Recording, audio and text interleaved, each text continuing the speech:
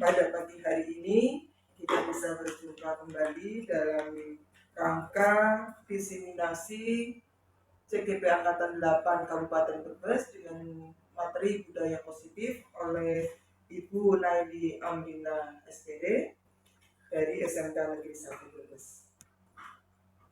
Selawat serta salam kita sampaikan pada junjungan Nabi besar kita Nabi Muhammad SAW yang dengan syafaatnya mudah-mudahan kita bisa berjumpa dengan beliau di akhir zaman nanti.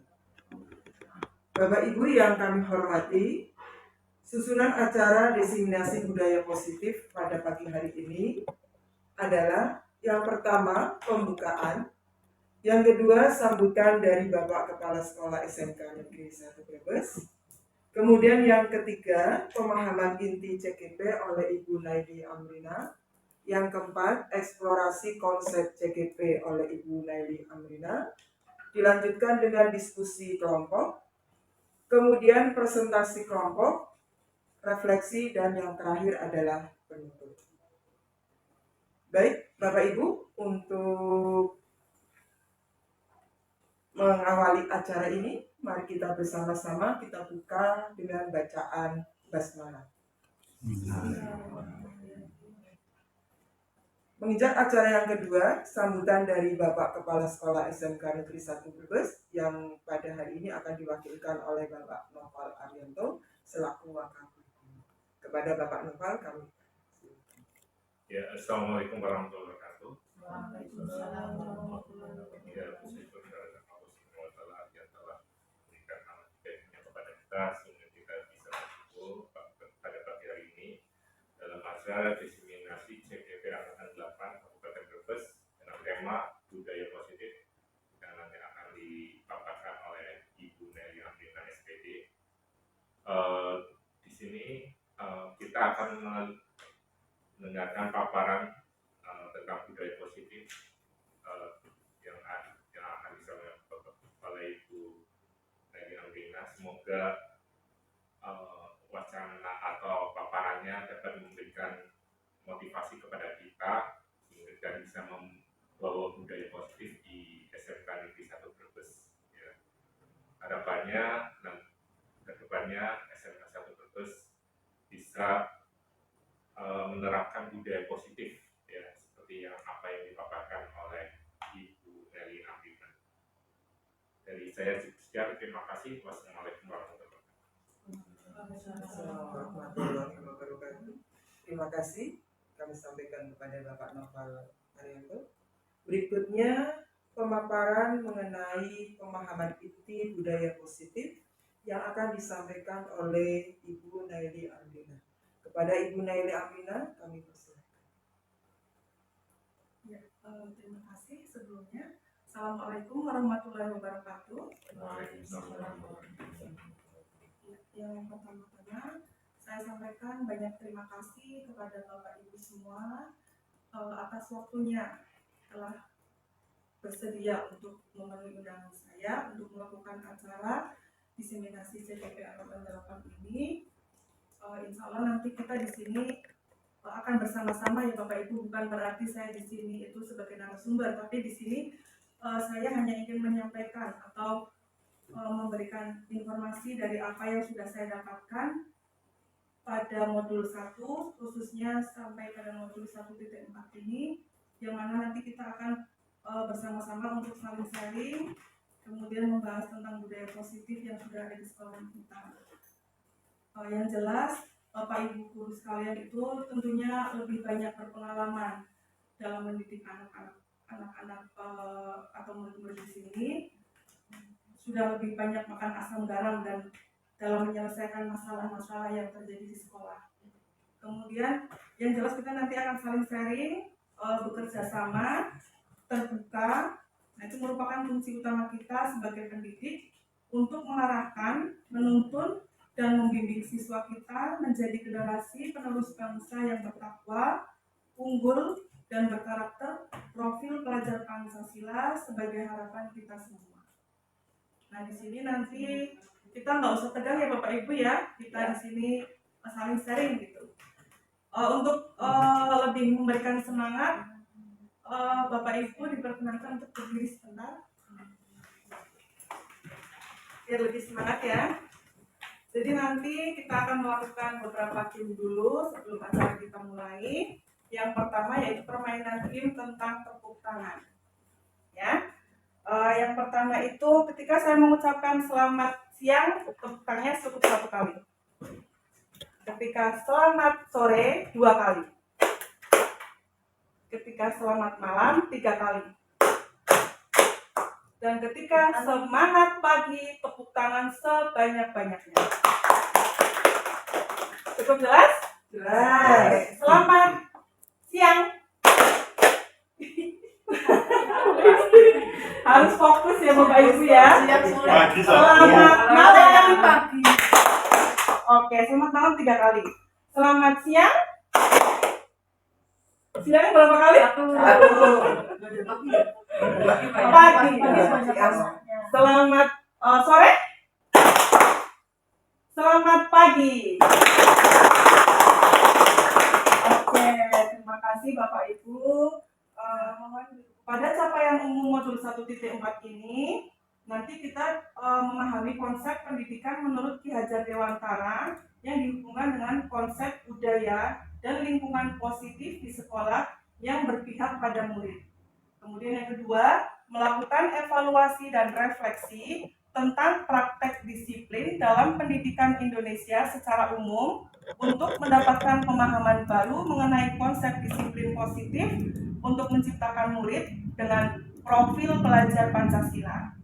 Yang ketiga, memahami peran sebagai guru untuk membangun budaya positif dengan menerapkan konsep disiplin positif dalam berinteraksi dengan murid. Itu merupakan capaian umum untuk modul 1.4. Sedangkan untuk capaian khususnya yaitu mendemonstrasikan pemahaman mengenai konsep budaya positif yang di dalamnya terdapat konsep perubahan paradigma stimulus respon dan teori kontrol. Kemudian ada teori motivasi perilaku manusia, motivasi internal dan eksternal, kemudian keyakinan kelas, hukuman dan penghargaan, 5 kebutuhan dasar manusia, serta 5 posisi kontrol guru dan segitiga restitusi. Nanti kita akan bahas ke-6 submodul pada modul 1.4 ini. Kemudian selanjutnya menerapkan strategi disiplin positif yang memerdekakan murid untuk menciptakan ekosistem sekolah yang aman serta berpihak pada murid. Yang ketiga, menyusun langkah-langkah dan strategi aksi nyata yang efektif dalam mewujudkan kolaborasi dengan seluruh pemangku kepentingan sekolah agar tercipta budaya positif yang dapat mengembangkan karakter murid. Kemudian bersikap reflektif dan kritis terhadap budaya di sekolah dan senantiasa mengembangkan sesuai kebutuhan sosial dan emosional murid. Itu merupakan capaian umum dan capaian khusus yang akan kita bahas, kita sharing bersama dalam kesempatan pagi ini. Nah, sebelum kita memasuki materi tentang budaya positif, ada di sini pertanyaan pemantik. Nah, kira-kira setuju atau tidak Bapak Ibu guru tentang hukuman dapat mendisiplinkan anak? Setuju atau tidak? Oke, setuju. Coba Bu Isti barangkali bisa menyampaikan tentang pertanyaan pemantik yang sudah disajikan di layar kaca. Setuju atau tidak setuju? Yang pertama, hukuman dapat mendisiplinkan anak. Kalau menurut saya tidak setuju. Karena itu sama saja seperti membuli dan menyebabkan anak jadi ketakutan terhadap anak. Dan yang kedua, pemberian hukuman dengan segala hal positif seperti membaca atau membersihkan halaman sekolah dapat meningkatkan disiplin anak. Kalau itu menurut saya bukan hukuman, tapi sekedar konsekuensi atau motivasi juga untuk anak lebih baik. Dan yang ketiga, memberi penghargaan dapat meningkatkan motivasi belajar anak. Saya sangat setuju sekali. Ya. Terima kasih Bu Isti. Barangkali ada dari Bapak Ibu yang ingin menyampaikan tentang pertanyaan pemantik ini, monggo. Bu Fauzia mungkin? Hanya sedikit menambahkan, untuk setuju atau tidak setuju hukuman dapat mendisiplinkan anak, mungkin bahasanya bukan hukuman tapi lebih ke memberikan pengertian. Ya, pentingnya disiplin tapi dengan cara tidak menghukum. Seperti itu. Kemudian poin kedua, ya ini juga sama kurang lebih dengan apa yang disampaikan oleh Bu Isti.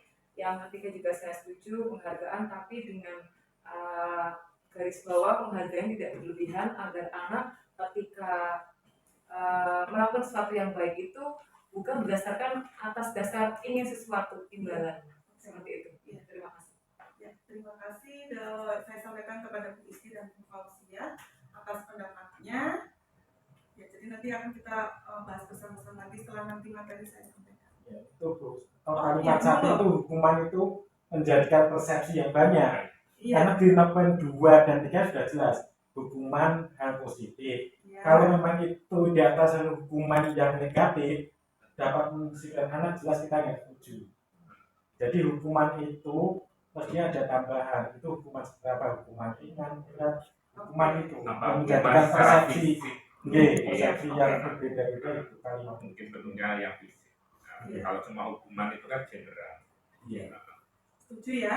Jadi yang jelas kita di sini itu kan sebagai guru harusnya harus menerapkan bukan hukuman yang diutamakan, tapi harus dengan arahan dan bimbingan, istilahnya menuntun seperti itu Bapak Ibu ya.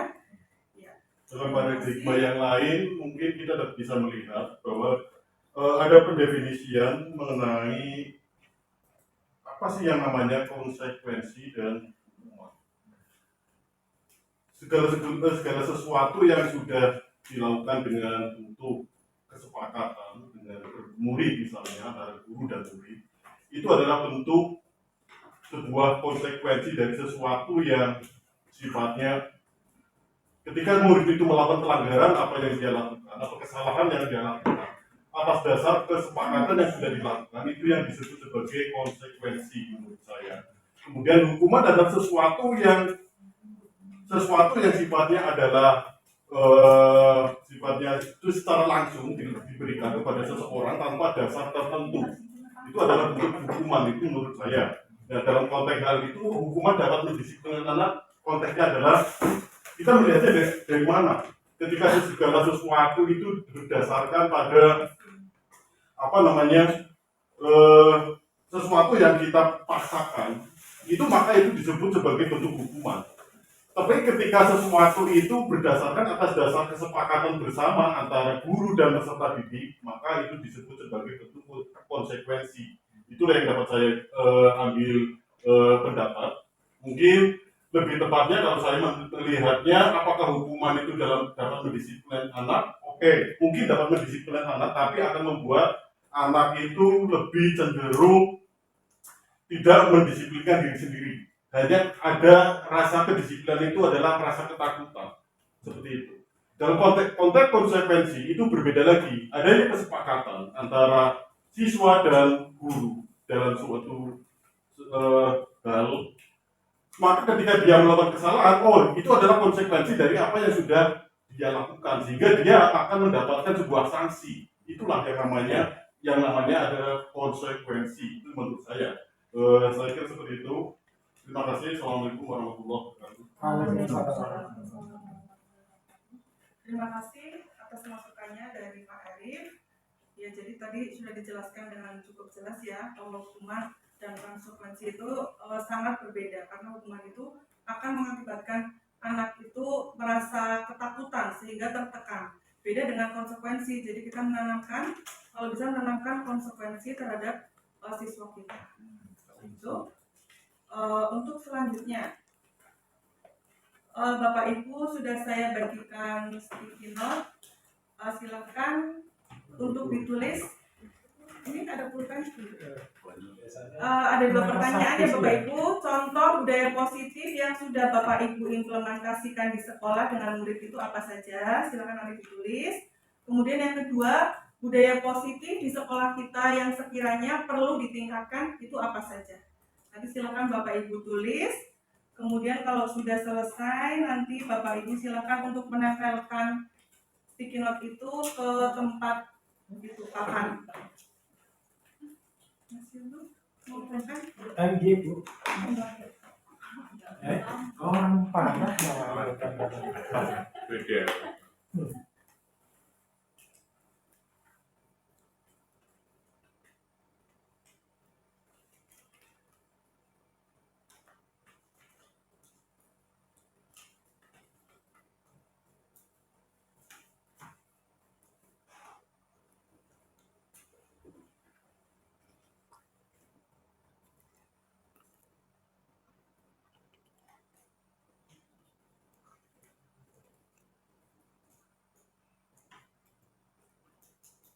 Cukup singkat aja, nggak usah terlalu yang panjang lebar. Nanti panjang lebarnya boleh disampaikan ketika ada waktu untuk menyampaikan. Untuk jadi ditempelkan ke itu apa?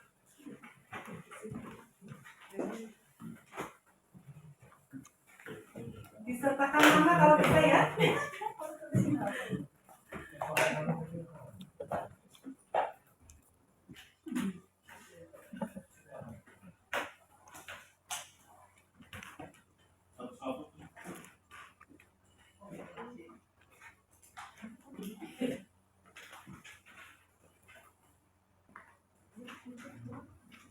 Ini Bu, tak kenalin saya Bu.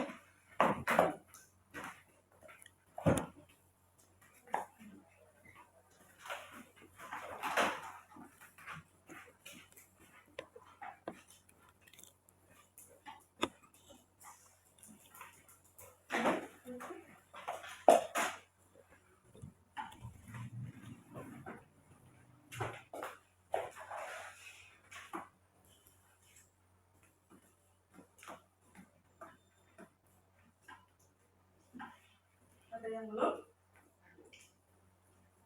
Harus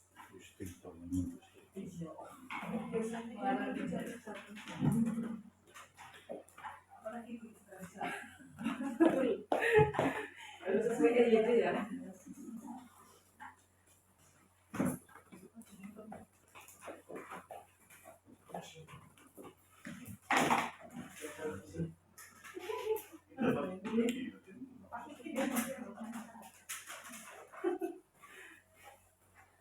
Apakah masih ada yang belum? Bapak Ibu? Sudah semua ya? Harus kena dulu.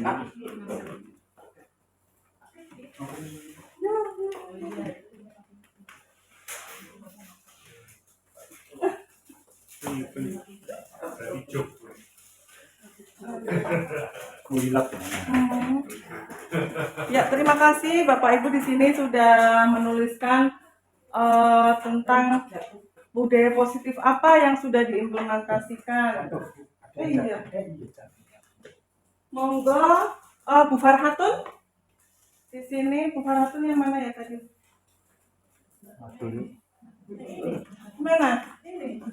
Oh, Bu Farhatunnya itu, tapi tulisannya yang ini. Jadi Bu Farhatun itu contoh budaya positif yang sudah dilakukan yaitu literasi, ya Bu? Iya. Ya, kemudian budaya positif di sekolah yang perlu ditingkatkan itu membuang sampah pada tempatnya. Monggo bisa disalurkan inspirasinya kalimat sederhana dari jawaban Bu Farhatun. Untuk yang pertama,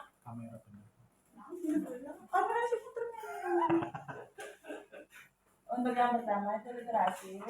Memang di SMK Negeri 1 Kudus ini kita sudah mengimplementasikan dan sudah sering sekali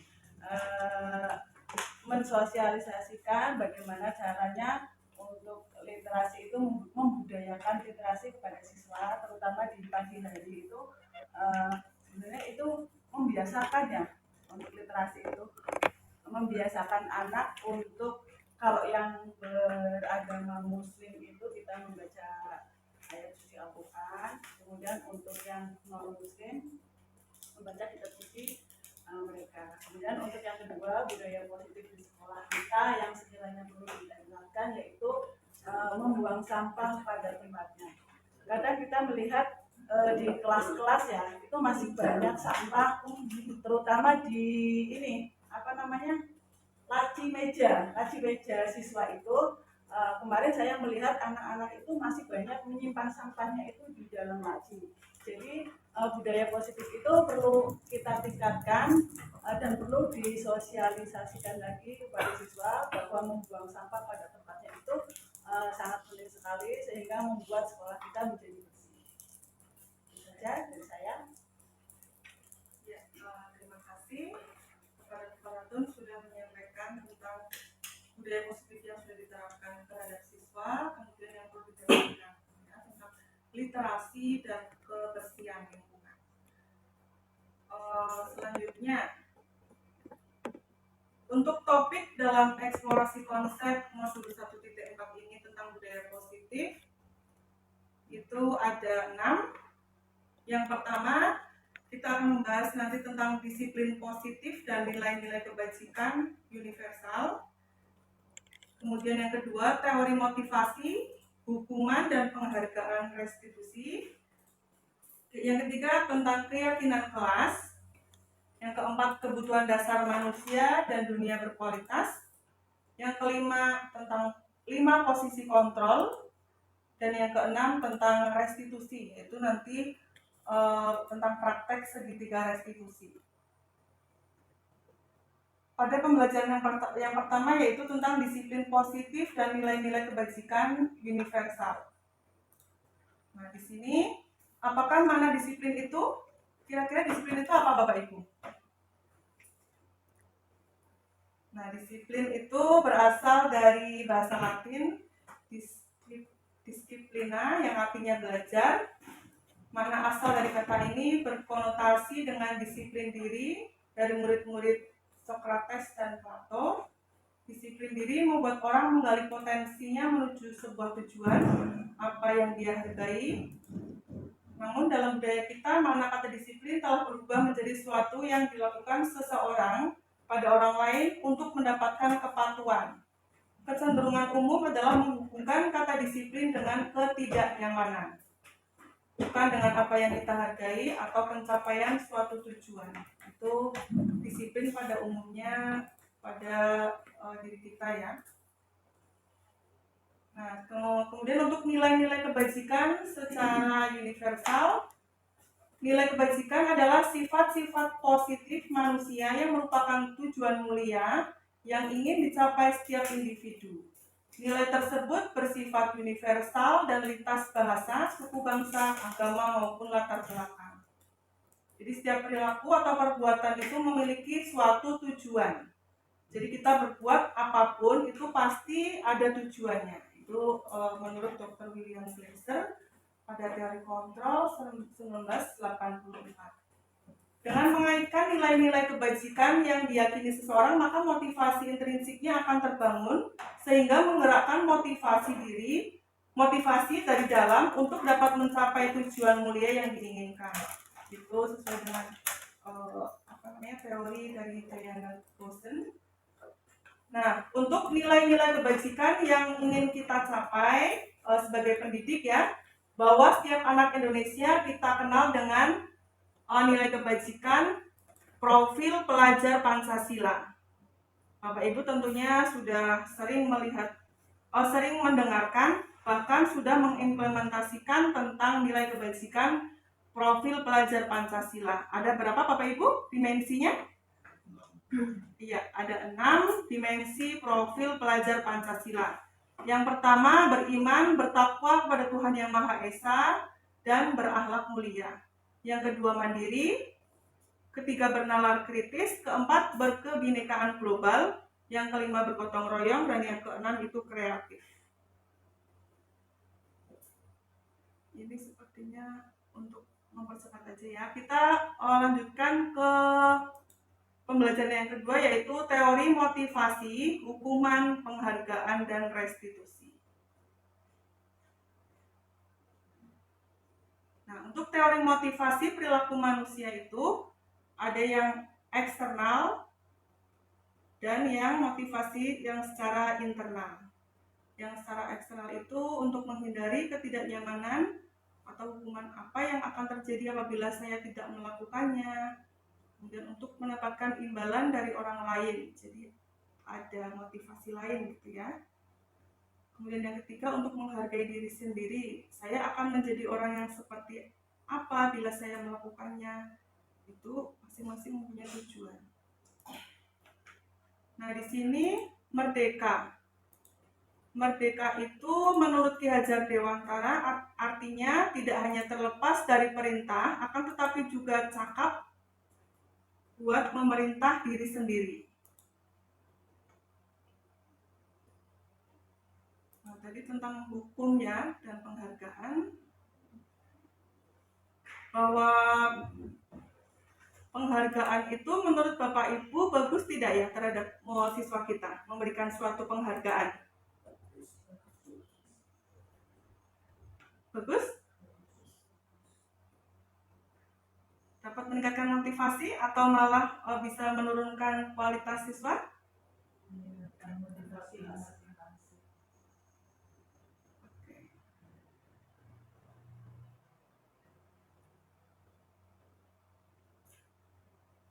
Bentuk program kebajikan di sini dalam memberikan apresiasi perlu diingat beberapa hal.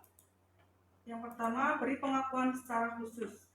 Jadi motivasi ataupun penghargaan itu tidak harus berupa materi, ya, akan tetapi bisa berupa ujian ataupun sikap kita, aplaus, memberikan jempol, itu. Jadi tidak harus berbentuk materi.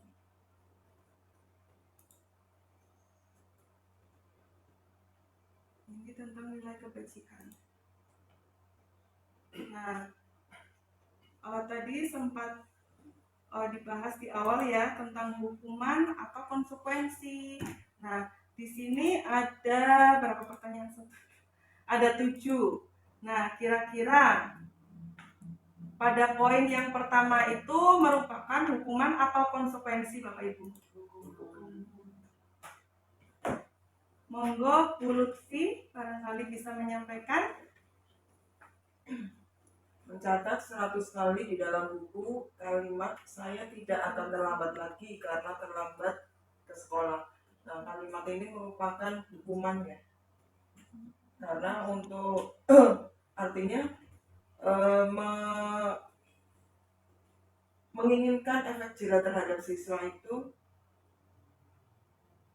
dari sini tuh seorang guru dengan melakukan tindakan menyuruh siswa untuk menuliskan 100 kali kalimat itu, efek jerah secara internalnya terhadap siswa itu yang diinginkan seorang guru itu apa sebetulnya? Ini kan hanya sekedar karena kita menulis itu, siswa kalau menulis 100 kali di dalam buku, kemudian saya tidak akan terlambat lagi, itu kadang ada siswa yang dari awalnya tulisannya bagus sampai terakhirnya tulisannya seperti ini. Jadi hanya seperti itu saja. Artinya kalau memang betul-betul siswa itu secara pribadinya itu memang anaknya, ya hukuman cuma seperti ini misalnya, itu kan artinya ya kadang itu bisa ada dua ini ya, bisa memang dia betul-betul jerah, bisa memang tidak, jerahnya ya karena malu, tapi kalau tidak memang karena karakternya anak itu sendiri. Jadi untuk yang pertama ini merupakan bagi saya bukan suatu konsekuensi tapi hukuman. Sampai selesai. Iya. Lari mengelilingi lapangan basket 2 kali karena terlambat hadir di sekolah, ini juga merupakan hukuman. Murid diminta untuk push up 15 kali karena tidak menggunakan masker ke sekolah, ini juga hukuman. Menggantikan kertas tugas teman yang telah dicoret-coret, ini juga konsekuensi. Oh iya, ini konsekuensi. Membersihkan tumpahan air di meja, konsekuensi. Murid disuruh untuk tidak mengenakan sepatu seharian di sekolah karena tidak mengenakan sepatu hitam. Murid disuruh untuk tidak mengenakan sepatu seharian. Ya, hukuman ini ya. Hukuman. Kemudian lari mengelilingi lapangan basket 2 kali karena terlambat 10 menit. untuk pelajaran PJOK. Konsekuensi. Kira-kira apa? Konsekuensi. Konsekuensi. Iya. Jadi masing-masing ada perbedaannya ya Bapak Ibu ya antara hukuman atau konsekuensi itu melatih siswa untuk dia itu berpikir lebih mandiri ataupun untuk meningkatkan kualitas atau kedisiplinan dari diri siswa masing-masing. Yang membedakan apa? Yang membedakan Antara hukuman sama kalau konsekuensi. hukuman yang jelas menyakiti ataupun dapat Ada efek kekerasan ya. kekerasan. ancaman. Jadi siswa itu merasa ketakutan, tidak nyaman, kemudian ya karena itu tadi dihukum. Tapi ketika dia sendiri dengan kesadarannya sendiri telah melakukan, misalkan tadi yang nomor berapa, menggantikan kertas tugas, nah itu kan karena dia sudah membuat kertas temannya itu kotor, ya. Jadi dia harus mengganti. Konsekuensinya. Seperti itu. Oke, terima kasih Bu Lutfia. Nah, di sini ada perbedaannya. Jadi hukuman itu sesuatu yang menyakitkan. Nah, kalau konsekuensi sesuatu harus terjadi. Hukuman membuat anak sakit. Konsekuensi membuat anak merasa tidak nyaman dalam jangka waktu pendek. Mungkin sesaat dia akan merasa tersakiti ataupun merasa tidak nyaman, tapi ketika anak tersebut berpikir, dia akan lebih mandiri untuk mengetahui kesalahannya tersebut. Pada hukuman, anak membenci kedisiplinan. Untuk konsekuensinya, anak menghargai disiplin.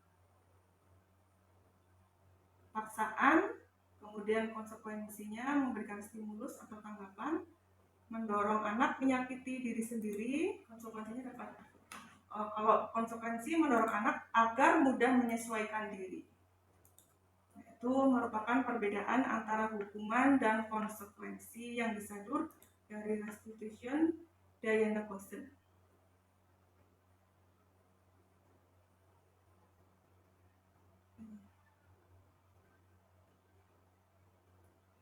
Di sini kita masuk tentang restitusi.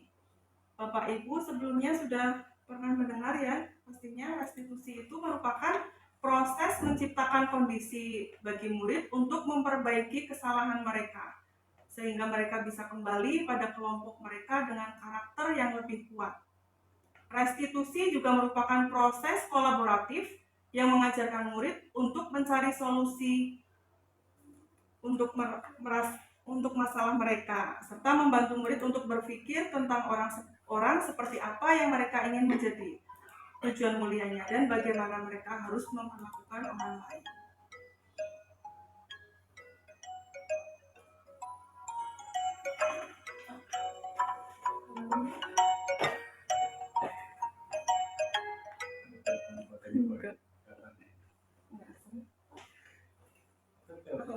Alarm itu. Alarm. Iya.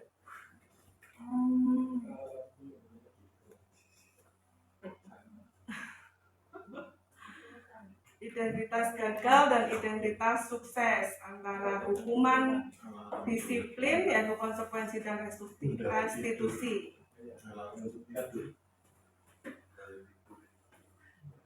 Restitusi itu ada ciri-cirinya.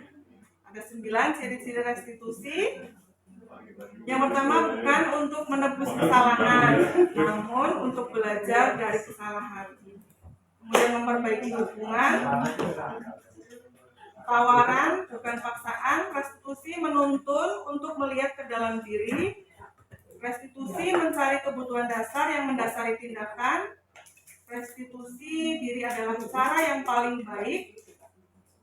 Restitusi itu fokus pada karakter, bukan tindakan. Restitusi fokus pada solusi. Restitusi mengembalikan murid yang berbuat salah pada kelompoknya. Nah, kita masuk ke pembelajaran 3 tentang keyakinan kelas. Menurut Bapak Ibu, keyakinan kelas dengan peraturan kelas itu sama atau tidak? Tidak. Bisa dijelaskan? Untuk keyakinan kelas itu konteksnya adalah sesuatu kesepakatan seperti yang tadi saya bilang, ini menyambung mengenai hal itu. yang namanya keyakinan kelas adalah sesuatu yang sudah disepakati bersama antara contoh dalam konteks hal ini adalah ketika seorang guru mata pelajaran atau guru atau wali kelas ketika membuat sebuah kesepakatan di kelas tentang sesuatu, maka ketika murid itu melakukan pelanggaran maka itu disebut sebagai konsekuensi. Sedangkan kemudian apa satunya? Hukuman. Bukan aturan. Aturan adalah sesuatu yang memang sudah bawaan atau sesuatu yang memang dibuat langsung oleh dalam hal ini mungkin peraturan, lebih tepatnya mungkin ada yang namanya tata tertib. Nah, tata tertib itu sifatnya adalah kelembagaan. Itu seperti itu menurut saya. Terima kasih.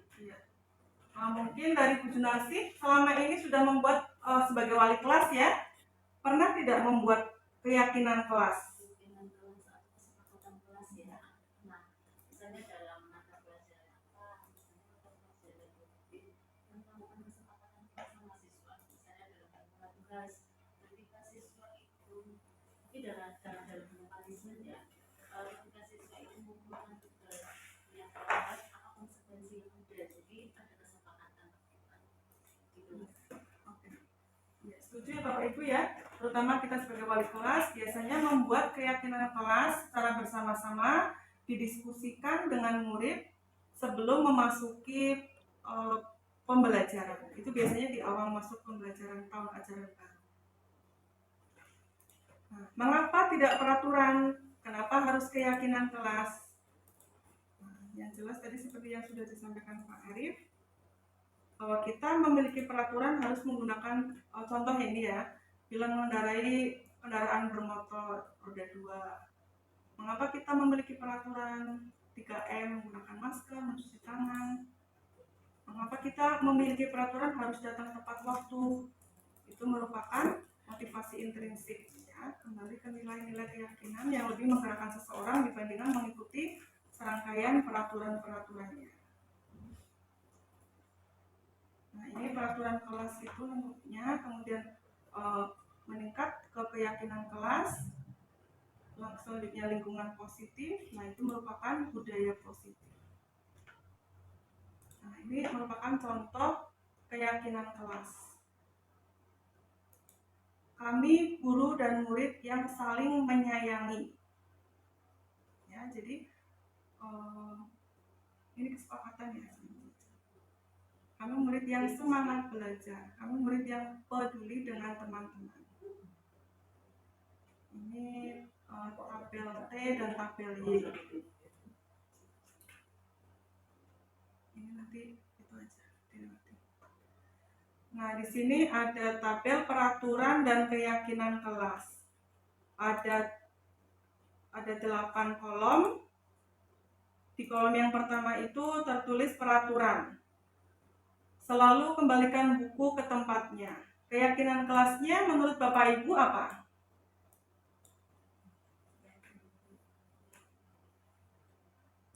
Bu Faratun barangkali bisa? Oke, dibaca dulu.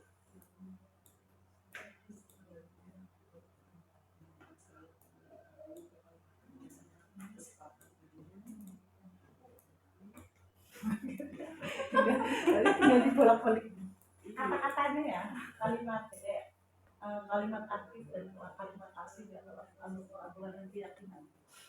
Coba bentuk suatu itu aja. Jadi misalkan kalau peraturan selalu kembalikan buku ke tempatnya, keyakinan kelasnya berarti bentuknya apa? Apa melatih tanggung jawab atau misalkan di situ dilarang mengganggu orang lain, apakah saling menghormati gitu kan? Bentuknya lebih bukan peraturan tapi keyakinan, sudah meyakini secara bersama-sama.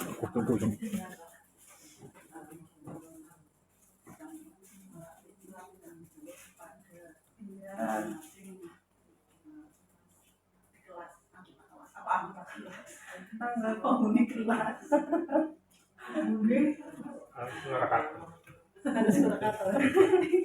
Coba Pak Noval. Keyakinan kelas dari peraturan. Dan peraturan yang sudah ada di kolom. Ya, berarti tinggal keyakinan kelasnya jika kalian ingin praktiknya, ya mengembalikan kepada tempatnya. Ya, jadi orang mengubah. Ya, coba kita lihat bersama ya. Nah, peraturan dan keyakinan kelas. Kalau peraturan itu biasanya lebih kalimatnya lebih panjang dan apa ya belum jelas gitu ya. Misalkan selalu kembalikan buku ke tempatnya itu merupakan keyakinan kelas bentuk rasa tanggung jawab. Dilarang mengganggu orang lain. Keyakinan kelasnya menghormati orang lain. Kan menghormati orang lain itu banyak sekali ya. Hadir di sekolah 15 menit sebelum pembelajaran dimulai, itu menghormati orang lain, kemudian berkomitmen juga. Dilarang melakukan kekerasan, karena apa? Kekerasan itu akan kebalikan akan menimbulkan kecederaan. Jadi keselamatannya itu tidak tertanam ya. Itu juga termasuk menghormati orang lain. Dilarang menggunakan narkoba. Efeknya apa? Karena mengganggu kesehatan. Bergantian atau menunggu giliran. Menghormati, antri misalkan ya. Kita masuk ke pembelajaran yang keempat, kebutuhan dasar manusia dan dunia berkualitas. Nah, kebutuhan dasar manusia itu ada 5. Yang pertama bertahan hidup, kemudian kasih sayang dan merasa diterima, penguasaan, kebebasan, dan kesenangan. Yang pertama, kebutuhan akan bertahan hidup atau survival berkaitan dengan sifat fisiologis, diantaranya makan, kemudian tempat tinggal atau rumah, keamanan, kesehatan, dan lain-lain. Kemudian kebutuhan kasih sayang dan rasa diterima berkaitan dengan psikologis. Kasih sayang dan rasa diterima oleh orang lain memiliki peran penting dalam membangun interaksi dengan lingkungan sekitar. Kebutuhan pengakuan atas kemampuan itu berkaitan dengan kekuatan untuk menggapai sesuatu. Seseorang menjadi terlihat kompeten, berprestasi, memimpin, terampil, didengar, dan diakui. Kebutuhan dasar manusia yang keempat yaitu kebutuhan akan kebebasan, berkaitan dengan seseorang akan memilih bergerak, mencoba hal baru, dan mengeksplorasinya. Kebutuhan dasar yang kelima, kebutuhan akan kesenangan, berkaitan dengan kesediaan akan tantangan, gurauan, dan pembelajaran yang bermakna. Mari kita saksikan videonya kita bersama-sama sambil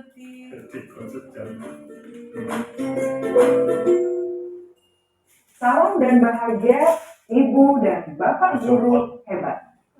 Untuk membangun budaya sekolah yang positif dengan lingkungan yang aman dan mendukung murid untuk menjadi pribadi yang berdaya, seimbang, dan bahagia, salah satu upaya yang dapat dilakukan oleh guru adalah memenuhi kebutuhan dasar yang mendasari kehidupan murid. Pada video kali ini, kita akan membahas tentang 5 kebutuhan dasar manusia.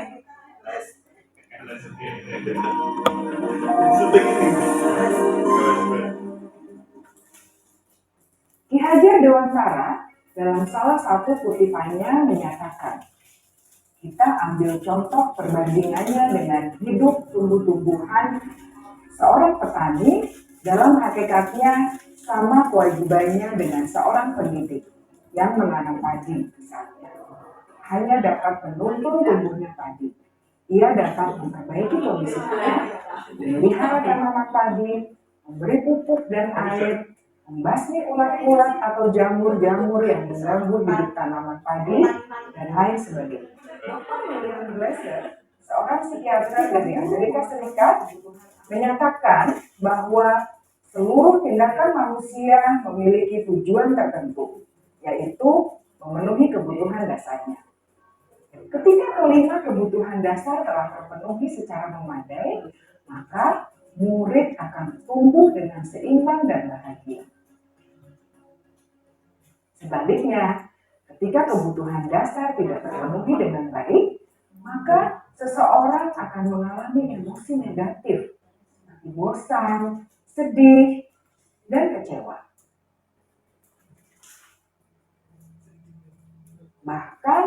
Mereka dapat melakukan perbuatan yang bertentangan dengan nilai-nilai kebajikan atau melanggar peraturan. Dengan kata lain, perilaku buruk seseorang biasanya adalah respons dari kebutuhan yang tidak terpenuhi. Kita akan membahas tentang 5 posisi kontrol yang dikembangkan oleh Diane Rosen dan contoh penerapannya. Jadi Bapak Ibu akan kira-kira sudah di posisi apa gitu ketika menyampaikan 5 posisi kontrol itu adalah 1. Posisi penghukum, 2. Posisi pembuat merasa bersalah, 3. Posisi teman, 4. Posisi pemantau atau monitor, dan 5. Posisi manajer. Untuk lebih memahami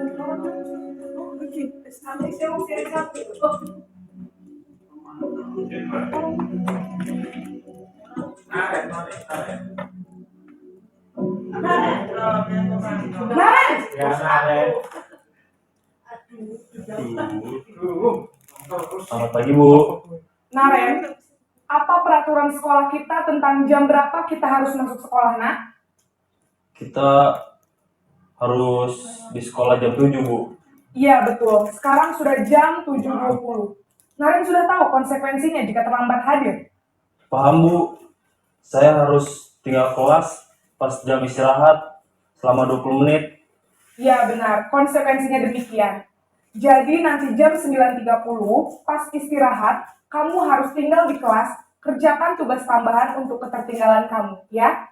Baik, Bu. Posisi pemantau mengandalkan penghitungan atau data untuk mengontrol murid. Guru mengarahkan murid berdasarkan peraturan dan konsekuensi. Seorang pemantau menunjukkan bahasa tubuh dan ekspresi wajah yang datar dan cenderung formal.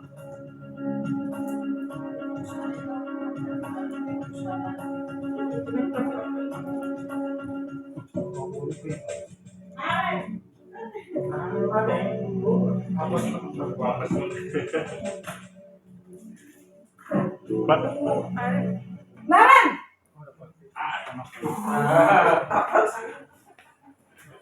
Selamat pagi, Bu. Selamat pagi, Naren. Maaf, Bu. Saya terlambat. Iya, sekolah masuknya jam 7, sekarang sudah jam 7.20. Jadi sekarang bagaimana ini, Naren? Maaf, Bu. Saya lupa setel alarm saya semalam. Baiklah, menurut kamu, keyakinan sekolah yang mana yang perlu kamu tingkatkan? Menghargai diri sendiri dan orang lain mungkin, ya, Bu. Setuju. Jadi, apakah Naren meyakini prinsip saling menghormati tersebut? Iya, Bu. Saya meyakininya. Apakah Naren bersedia memperbaiki masalah keterlambatan ini? Bersedia, Bu. Bagaimana kamu akan perbaiki masalah keterlambatan ini? Saya akan coba untuk tidak lupa menyetel alarm saya, Bu. Baik, kalau Naren lupa menyetel alarm di rumah, ada orang yang kira-kira bisa bantu mengingatkan tidak? Ada, Bu. Kakak saya, Kak Emma. Ada lagi selain Kak Emma? Selain Kak Emma, ada ibu saya. Baik, jadi yang mengingatkan Naren adalah Kak Emma dan ibu kamu, ya? Kira-kira akan mulai setel alarm kapan nih, Naren? Setelah pulang sekolah, akan segera saya lakukan. Baik, jadi Naren akan setel alarm untuk bangun besok pagi dan akan diingatkan oleh kakak dan ibunda Naren, ya? Ada lagi yang mungkin perlu dilakukan, Naren? Agar tidak terlambat bangun lagi. Tidak ada, Bu. Baik, Naren. Terima kasih untuk kerjasama kamu. Sekarang kamu perlu kembali ke kelas untuk belajar. Baik, Bu. Terima kasih.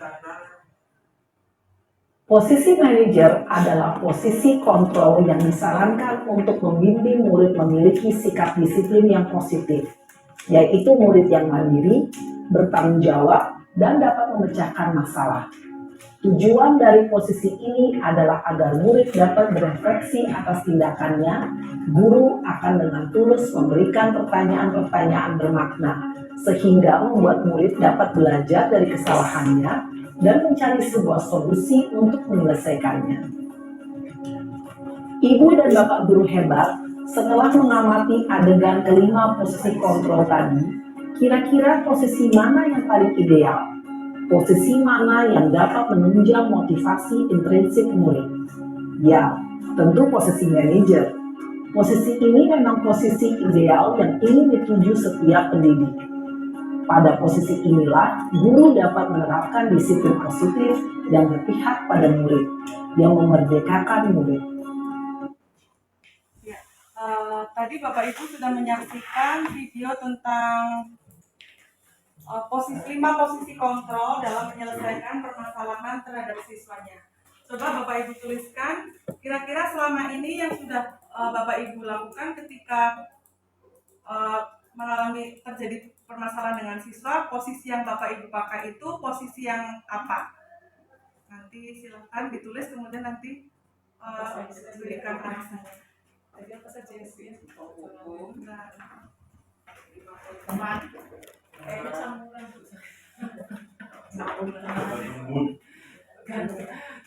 tergantung konfliknya apa yang kasusnya. Disesuaikan dengan konflik. Saya campur semuanya. Yang pertama penghukum, kemudian pembuat rasa bersalah, teman, pemantau, dan manajer.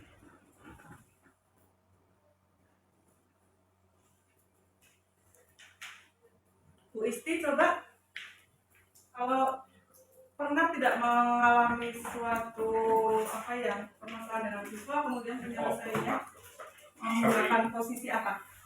Kalau posisi apa? Lebih banyak apa? Bisa nanti disimpulkan sendiri. Kalau misalnya saya kasus yang pernah saya alami, misal anak terlambat, ada anak terlambat ketika sampai ke kelas, posisi saya sudah akan mengadakan pembelajaran. Jadi anak-anak sudah berdoa, sudah mengadakan literasi.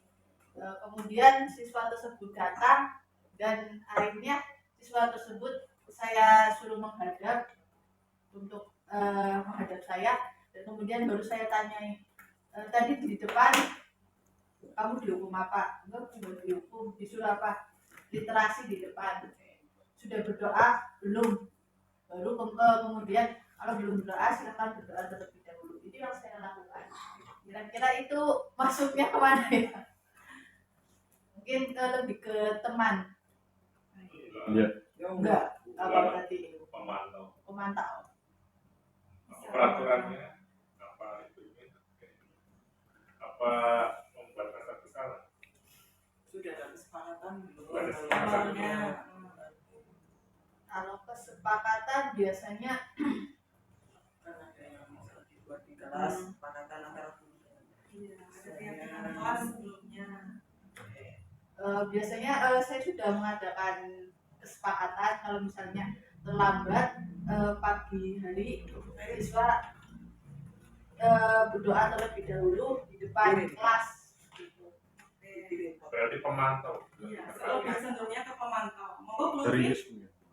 Terima kasih Bu Isti. Sama-sama. Lutfi. Iya, Bu Lutfi mau foto dulu. Ya Allah. Sambil ngomong kan nggak apa-apa, monggo berdiri juga nggak apa-apa. Iya berdiri Bu. Berdiri aja. Berapa apa? Nggak apa-apa. Biasanya lebih cenderung ke posisi yang mana? Menurut kalau Bu Lutfi sendiri secara pribadi. Iya. Kalau saya itu kasusnya ya banyaknya pada saat anak-anak di pekerjaan rumah ya. Jadi kalau misalnya di mapel saya itu kan seringkali memberikan pekerjaan rumah, karena memang prinsip saya kalau akuntansi tanpa latihan itu nggak akan bisa gitu. Itulah. Kemudian kalau latihannya itu di sekolah ya waktunya kan terbatas. Satu soal saya nggak rampung di sekolah. Jadi biasanya banyak saya memberikan pekerjaan rumah lah, mereka disuruh untuk melanjutkan di rumah dan besoknya itu harus selesai misalnya seperti itu. Tapi pada kenyataannya ada beberapa siswa yang tidak selesai atau bahkan ada yang kayak tidak menghargai ya, ini kan tidak menghargai dirinya sendiri maupun menghargai saya atau menghargai teman-temannya gitu. Maka saya selaku guru itu ya biasanya saya memperlakukan mereka kadang ya teman gitu ya, sebagai teman, kemudian memantau. Ini bukan dalam arti saya yang baik-baik gitu ya, tapi memang apa yang saya lakukan itu kadang saya memang memperlakukan anak tidak terlalu, karena saya menyadari pelajaran akuntansi itu gak sulit gitu. Jadi kalau misalnya saya tegang, nanti anak malah lebih tegang, pelajaran tidak masuk gitu. Jadi di sini saya posisikan diri saya sebagai teman, kemudian pemantau, kemudian yang terakhir memang manajer gitu ya. Kalau penghukum saya rasa saya jarang. Sudah jarang.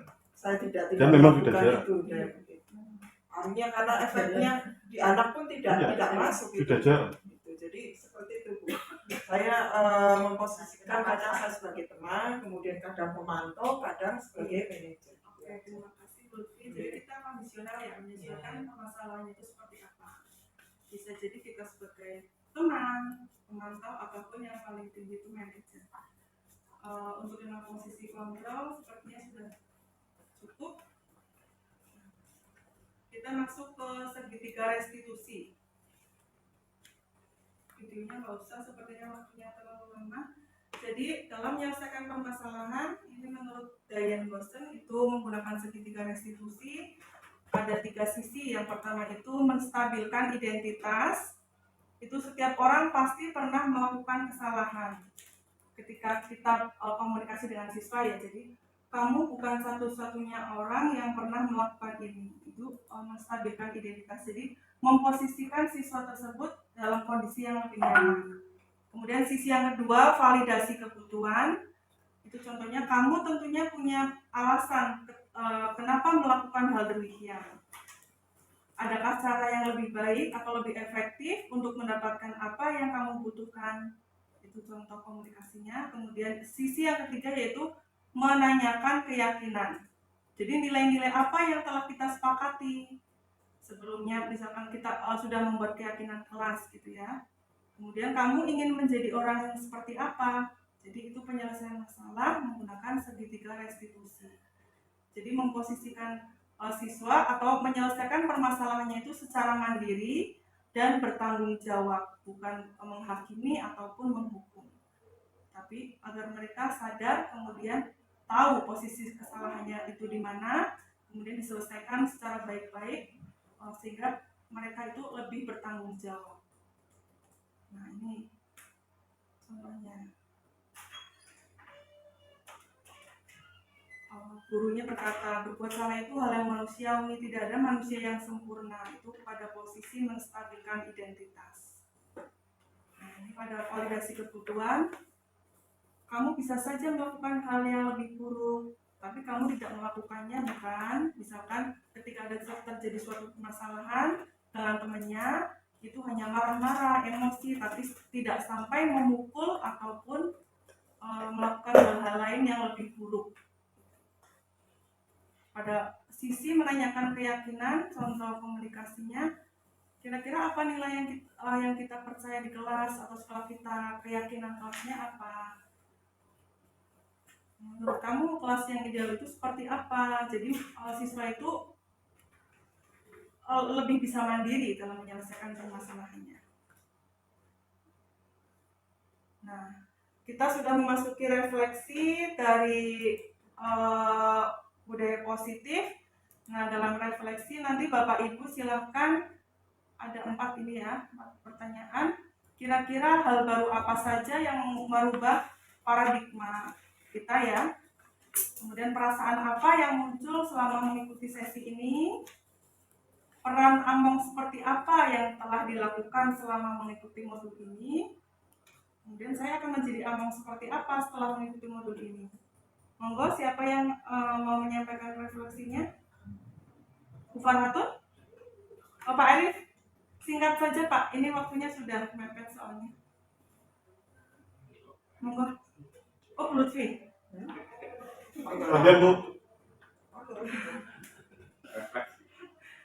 Oke, untuk refleksi kali ini saya akan merefleksikan dari apa yang sudah kita bahas bersama. Yang pertama adalah hal baru apa yang yang mengubah paradigma saya yang saya dapatkan dari apa yang sudah kita bahas bersama tadi atau kita pelajari bersama-sama tadi, bahwa segala sesuatu itu pada dasarnya antara hukuman atau disiplin positif.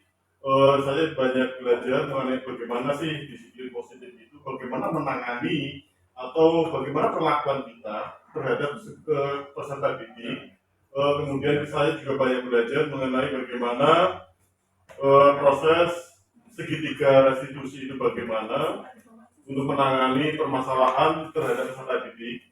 Nah, itu yang dapat hal baru yang saya dapatkan dari pembelajaran kita kali ini. Yang kedua, perasaan apa yang muncul selama mengikuti sesi ini?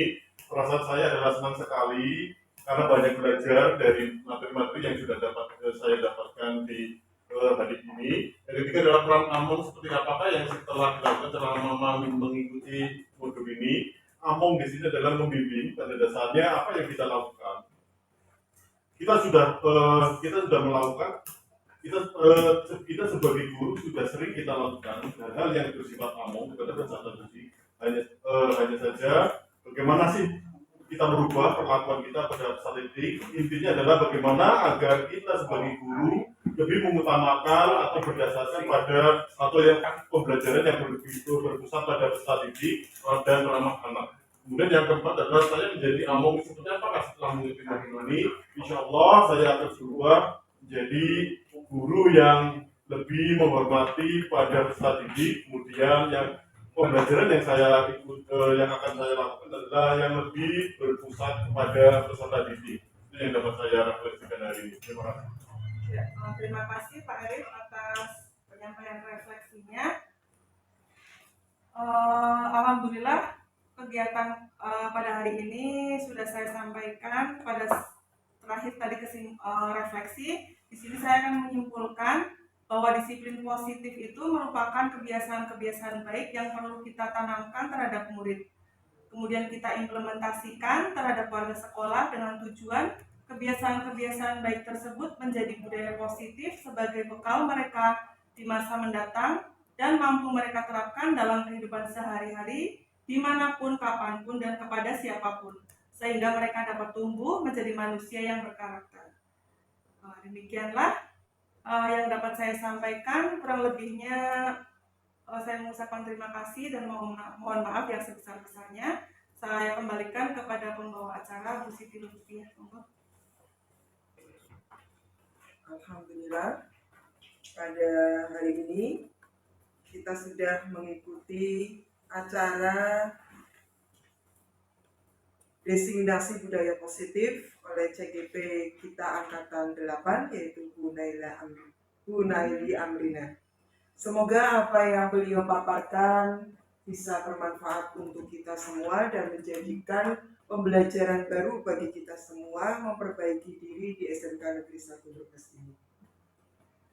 Demikian Bapak Ibu yang kami hormati, di akhir acara saya sampaikan terima kasih, mohon maaf yang sebesar-besarnya apabila ada salah kata dalam apa yang saya ungkapkan. Terima kasih, saya akhiri. Assalamualaikum warahmatullahi wabarakatuh. Waalaikumsalam. Selamat pagi.